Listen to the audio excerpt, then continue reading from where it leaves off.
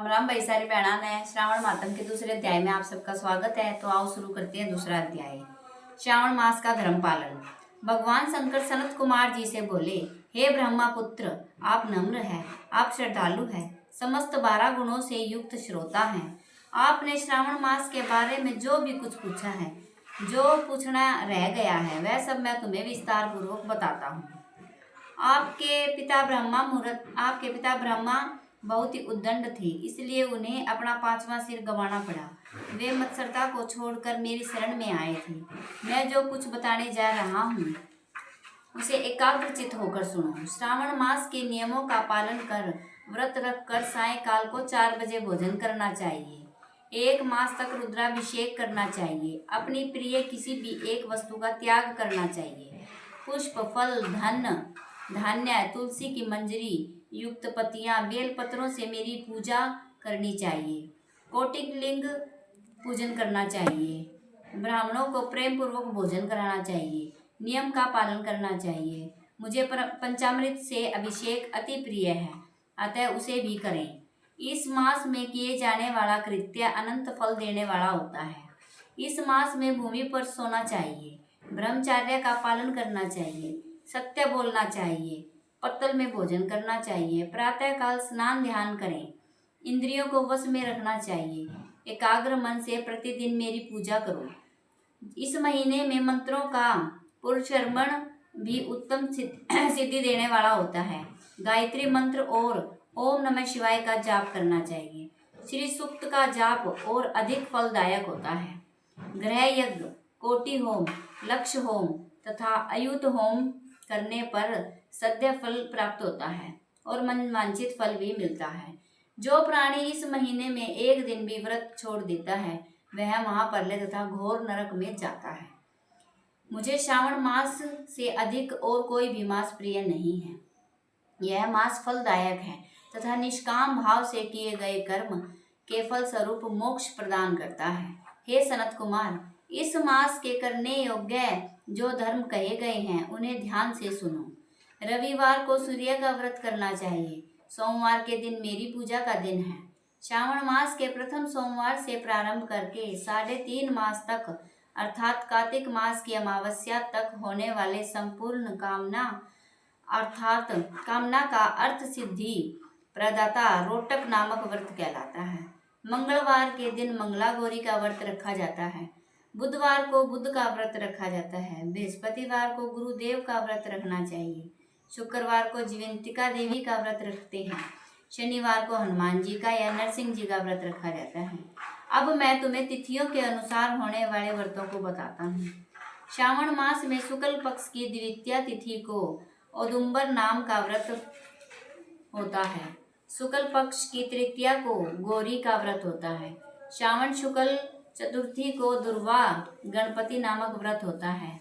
इसे विनायक चतुर्थी व्रत या गणेश चौथ का व्रत भी कहते हैं। श्रावण शुक्ल पंचमी को नाग पूजन का व्रत रखना चाहिए। श्रावण षष्ठी के दिन सुपोदन व्रत रखा जाता है।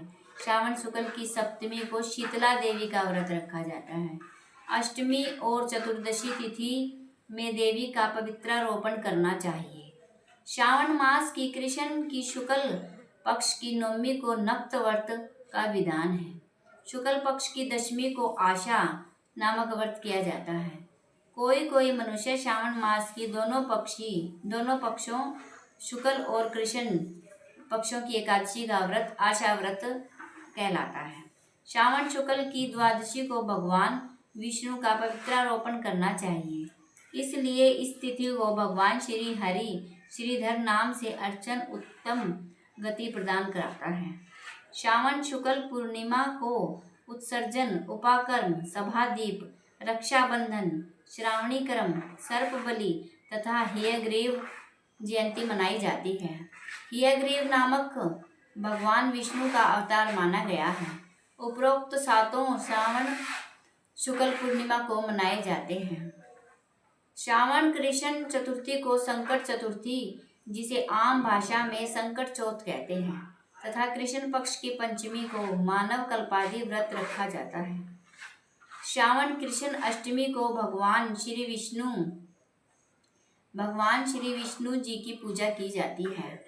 श्री कृष्ण नाम से 16 कलाओं से युक्त अवतार लिया था।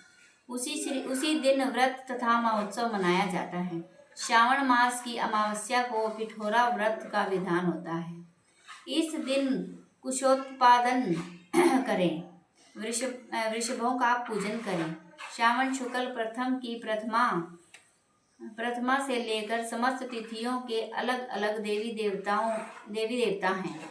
प्रतिपदा के अग्नि, द्वितीया के ब्रह्मा और तृतीया तिथि की गौरी, चौथ तिथि के गणेश जी, पंचम तिथि के नाग, षष्ठी तिथि के स्कंद, सप्तमी तिथि के सूर्य, अष्टमी तिथि के भगवान शिव, नौवीं तिथि की दुर्गा माता, दशमी तिथि के यम, एकादशी तिथि के विश्व देव स्वामी हैं, द्वादशी तिथि के श्री हरि, त्रयोदशी तिथि के कामदेव, चतुर्दशी तिथि के शिव और पूर्णिमा के स्वामी चंद्रमा हैं। अमावस्या के स्वामी पितर देवता है। जिस देव की जो तिथि है उस तिथि को उस देवता की पूजा अर्चना करनी चाहिए। इस श्रावण मास में प्राय अगस्त्य नक्षत्र का उदय होता है। सिंह राशि पर सूर्य के संक्रमण के दिन से 12 अक्ष 40 घड़ी बीत जाने पर अगस्त्य नक्षत्र का उदय होता है। अगस्त्य ऋषि को 7 दिन पहले ही अर्घ देना शुरू कर देना चाहिए। 12 महीने से सूर्य भगवान अलग अलग नाम से प्रज्वलित होते हैं। श्रावण मास में गर्भास्थ नाम से प्रज्वलित होते हैं। इसलिए श्रावण मास में भक्ति पूर्वक सूर्य देव का पूजन करना चाहिए। श्रावण मास में साग का त्याग कर देना चाहिए। हरा साग नहीं खाना चाहिए। भादव मास में दही नहीं खानी चाहिए। आश्वज मास में दूध का सेवन नहीं करना चाहिए। कार्तिक मास में दाल का त्याग कर देना चाहिए। यदि कोई भक्त यह संपूर्ण विधान करने में असमर्थ होता है तो उसे सभी मनोवांछित फल प्राप्त नहीं होते। हे मुनि श्रेष्ठ, इस श्रावण मास में मनाए जाने वाले व्रत और धर्मों का सविस्तार रूप से वर्णन करना कई 100 वर्षों में भी पूरा नहीं हो सकता। भक्तजन मेरे या श्री हरि के प्रत्यक्ष संपूर्ण व्रत करें। मेरे और श्री हरि में कोई भी भेद नहीं है। मेरे भक्त श्री हरि को भी प्रिय हैं और श्री हरि के भक्त मुझे भी प्रिय हैं।